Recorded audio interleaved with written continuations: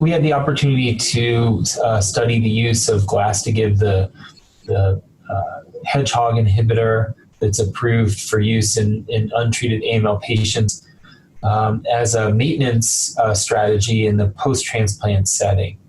And we use this therapy for those patients who were at highest risk for relapse, and most of those patients were defined as having gone into their transplant with some degree of measurable residual disease. Unfortunately, we didn't find that in this small pilot study that the remission durations with Glasdegib were longer than we would have expected them to be, just based on historical controls for the response duration or the relapse-free duration in patients with high-risk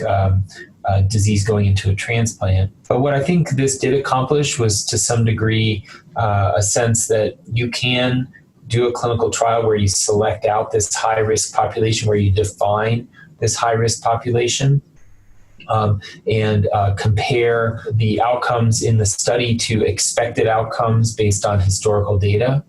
I think that other strategies, perhaps even another Glasdegib strategy, could be successful as a maintenance therapy in the post-transplant setting. And hopefully, this paper and this work will kind of move things in that direction by at least defining a population that should be studied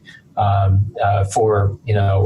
as good candidates for an intervention to extend remission or prevent relapse.